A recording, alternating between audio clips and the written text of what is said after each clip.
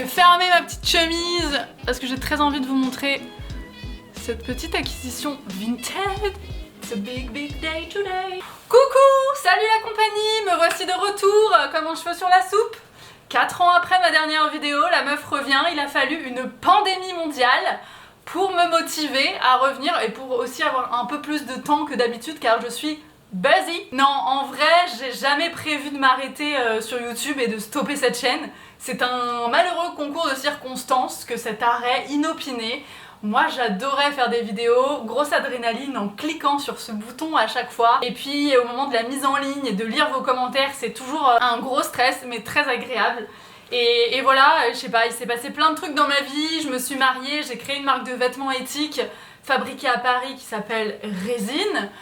Autopromo et je sais pas, j'ai eu 30 ans, il s'est passé trop de trucs, j'avais plus de time. Du coup le temps a filé et voilà, et depuis je sais plus régler les ISO, ma caméra est tordue, il manque une vis, la lightring est posée sur une chaise, enfin c'est vraiment nimp. J'espère que ce sera pas trop laborieux. Je reviens avec une thématique complètement différente de d'habitude, on va parler couture parce que c'est ma nouvelle passion dans la life. Please don't talk about me when I'm gone.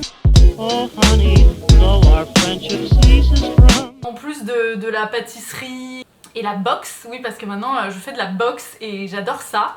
Donc on va parler loisirs créatifs sur cette chaîne parce que j'avais envie de revenir différemment, ne plus vous servir des hauls et des favoris et des unboxings à tout va, ne plus participer à cette surconsommation et vous proposer un contenu un peu différent parce que je sais que vous avez évolué, j'ai grandi, on a grandi ensemble, on parle encore sur Instagram et je sais qu'on a pris un peu les mêmes chemins, prise de conscience sur l'alimentation, sur les cosmétiques et maintenant sur les fringues. Voilà, on achète sur Vinted ce genre de bombes et on essaye de mieux faire les choses et du coup j'avais très envie d'apprendre à faire mes petits vêtements moi-même. Bref, on n'est pas un peu flou là? Du coup dans cette nouvelle thématique on fera des DIY, des transformations à partir de draps et de têtes d'oreiller. Et pour commencer toute cette nouvelle thématique, je vous propose de vous montrer mes indispensables coutures pour débuter, donc tous mes outils. Bon, j'ai une anti-sèche parce que Mamie Suze commence à se faire vieille et oublie quelques petites choses. Et tout tient dans cette petite troussette trop mignonne, voilà, que j'adore. Et dans aussi cette petite chose, pas du tout jolie, mais qui contient mes fils. Il faudrait que j'investisse dans une boîte, une jolie valise, une mallette de couture. Si vous avez des conseils et des liens, des boutiques de petites mallettes un peu vintage, je suis très preneuse. Du coup, on démarre avec le first outil, le ciseau. Alors le ciseau, c'est un ciseau. Voilà, ça coupe le tissu et ça ne doit couper que le tissu. Parce que moi j'ai coupé du papier avec et rip mon super beau ciseau cigogne doré. Maintenant je me tape un orange. Donc moi j'utilise le Fiskars, ça me fait loucher cette affaire, parce que c'est une marque un peu stylée, tu vois, quand tu démarres en couture. Il y a aussi la marque Bohin, mais je trouve qu'elle accroche en fait. Pourtant j'adore Bohin pour plein d'autres choses, mais pas de ouf pour les ciseaux. Je trouve que là ça accroche, alors que là c'est super fluide. Voilà, et pour la bagatelle de 30 €. Deuxième outil indispensable quand vous commencez la couture, c'est le découvite. Ça va vous faire gagner un temps fou. Donc en fait c'est ce petit outil qui permet de découdre votre ouvrage quand vous avez fait une erreur. Donc il ne faut surtout pas hésiter à découdre et à refaire mieux. C'est un gain de temps ce petit outil. En fait il y a deux petits embouts et avec un petit cutter au centre pour couper le fil. Ça c'est juste trop pratique. Souvent c'est fourni avec votre machine. En troisième position de mes indispensables, c'est le coupe-fil. Donc c'est ce petit outil là avec deux petites lames comme ça et ça permet de couper au plus près du tissu pour être vraiment plus précis qu'avec par exemple un ciseau. Voilà, moi j'ai pris le Bohin, donc c'est encore une fois une des marques que j'affectionne particulièrement, la qualité est top. Celui-ci je l'ai acheté chez Léonie Pic Pic dans le 15e, c'est une boutique qui propose des tissus bio et plein de fournitures de mercerie comme du fil de qualité, etc. Et notamment cette petite chose. Je vous conseille évidemment d'investir dans du fil de qualité. Vous avez plein de fils différents et parfois ils cassent très vite. parce que c'est pas forcément de la haute qualité. Moi je privilégie la marque Gutermann. Donc j'ai plusieurs couleurs, j'ai commencé par investir par du noir et du blanc, c'est un peu les basiques. Et en fait vous avez du polyester et du coton. Au début dans ma démarche plus éco-responsable, je me suis dit je vais prendre un fil plutôt coton, et puis finalement ça casse super rapidement, ça ne permet de coudre que sur les tissus naturels comme justement le coton, le lin, etc. Sauf que pour des tissus un peu plus durs, plus robustes, etc., ça ne résiste pas, et c'est pour ça que je vous recommande de prendre du fil 100% polyester. Alors moi j'ai trouvé un fil en mercerie qui est en polyester recyclé. Et du coup, j'ai la conscience un petit peu plus tranquille parce qu'il est recyclé, mais il est tout aussi robuste. Donc voilà, du bon fil, c'est primordial. Ensuite, dans ma petite trousse magique, j'ai un lifesaver, c'est le stylo friction. Donc en fait c'est un stylo qui s'efface, et qui s'efface en fait à la chaleur du fer à repasser. Donc ça c'est juste trop pratique. Ça permet en fait de tirer vos traits sur n'importe quel tissu, parce que là c'est du rouge, donc ça marque aussi bien sur un tissu foncé noir que sur un blanc, un beige, etc. Au tout début j'avais fait l'erreur de débutante, on va dire, d'avoir une craie de tailleur de cette dimension là. Donc en fait ça se trouve pour 30 centimes, c'est pas du tout cher, et j'avais pris ça en pensant que c'était ce qu'il fallait. Mais en fait c'est blanc, et du coup sur des tissus clairs on voit pas du tout les traits qu'on a tirés. Donc je vous recommande pas du tout de faire comme moi. Alors on passe aux choses un petit peu plus sérieuses et aux calculs, etc.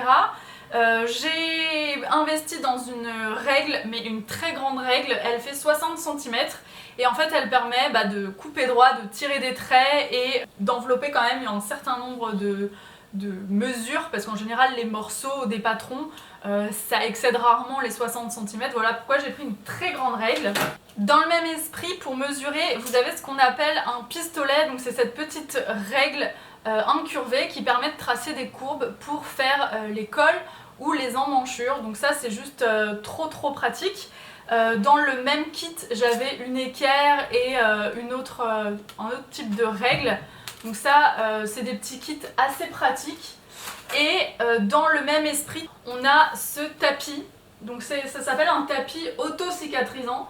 Ça permet de ne pas défoncer votre table. C'est pas mal parce que moi j'ai tiré des traits dessus et on peut plus les effacer, c'est un peu con. Et surtout ça vous permet de découper au cutter directement sur votre tapis auto-cicatrisant sans faire de trous, sans abîmer vos surfaces, etc. Donc moi elle fait 60 par 45, je vous mettrai le lien, etc. pour l'acheter. Et c'est vraiment pas mal du tout pour tracer, surtout qu'il y a déjà une règle sur le pourtour. Donc ça vous permet vraiment d'avoir vos unités de mesure. Donc là on a des centimètres sur les deux côtés. On reste dans la catégorie mathématiques, et du coup il vous faut absolument aussi un mètre pour mesurer, comme ceci, un ruban. Pas quelque chose de rigide, mais vraiment quelque chose de fluide pour pouvoir mesurer et tourner vraiment facilement, qui soit malléable. Celui-ci j'y tiens énormément parce que c'est un Bohin qui appartenait à ma mamie espagnole que j'aime beaucoup, et qui faisait de la couture et qui me faisait des déguisements, des petits costumes de poupées. D'ailleurs j'ai piqué cette petite chose là chez ma grand-mère, j'y tiens beaucoup, c'est son kit de couture, et en fait à l'intérieur il y avait ce ruban, et c'est vrai que je garde ça super précieusement avec moi, ce petit kit. Peut-être que si vous n'avez pas de machine à coudre, ce petit kit vous pourrez en trouver aussi un peu partout. Il y en a chez Emma, il y en a un peu partout, mais celui-ci voilà, c'est en cuir, c'est à elle. Ça sent encore sa maison, et du coup j'adore avoir cette petite chose. Les deux dernières choses que je vous recommande d'avoir, c'est des épingles. Donc moi j'ai toute une petite boîte, quelque chose de super utile pour caler vos ourlets et vos mesures au moment de coudre. C'est des petites épingles, voilà. donc avec la tête ronde, et des aiguilles bien sûr. Donc là ce sont des bohins à la main, couture à la main, parce qu'il y a le petit chat, le fil, pour passer le fil comme ça. Mais il vous faut aussi des épingles, enfin des aiguilles pardon, spéciales machine à coudre. Et moi c'était fourni avec, il y avait un kit avec toutes les petites aiguilles de 70 à 90. Donc voilà, ça se présente comme ça, c'est une tête plate et en fait le trou avec le chat est en bas. Les deux derniers points, donc le premier c'est un aimant, je ne l'ai pas mais je vous l'insérerai par ici parce que c'est quelque chose que je veux absolument acheter parce que j'ai renversé 1000 fois ma boîte d'épingles et ça permet de tout ramasser au sol d'une traite sans vous galérer et sans que votre chat ensuite se retrouve avec des épingles sur les coussinets. Et croyez-moi, c'est une angoisse de chaque instant. Et le dernier point, c'est une machine à coudre. Ça paraît un peu basique, mais je me suis dit je suis obligée de le mettre dans ma liste. Alors, vous m'avez posé plein de questions sur celle que j'ai. Et je vais vous dire aussi que vous pouvez ne pas en avoir parce qu'il y a plein de choses que vous pouvez faire sans la machine.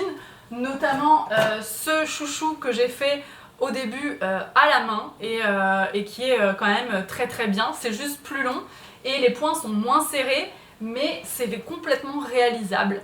Si vous avez envie d'aller un step plus loin, vous pouvez totalement investir dans une machine. Moi j'ai pris une machine électronique qui s'appelle Brother Innovis F400. Je vous mettrai la référence en barre d'infos. En fait elle a la particularité d'avoir l'enfilage automatique, elle a 40 points différents.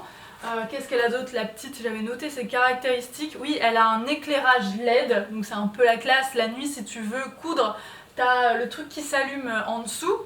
T'as aussi un écran LCD, 6 styles différents de boutonnières, un coupe-fil intégré, un enfile-aiguille automatique pour pas se galérer à enfiler dans le chat.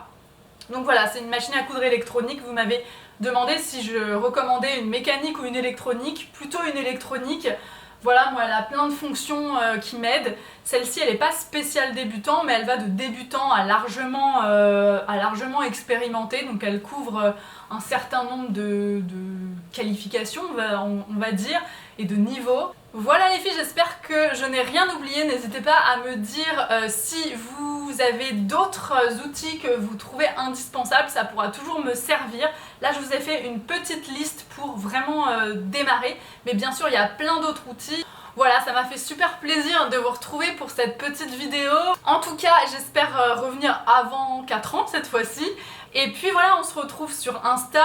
Mon nom a changé là-bas, c'est plus Mamzelle Suze, c'est Suze Perez. On se retrouve dans une prochaine vidéo. Je crois que les youtubeuses de 2020 disent qu'il faut activer une cloche. Je sais pas où elle est. Je crois qu'elle permet de vous notifier quand je publie une nouvelle vidéo, donc allez-y. Prenez soin de vous surtout en ce moment. On prend soin de soi et de son entourage parce qu'on est tous concernés et bientôt on pourra reprendre une vie normale.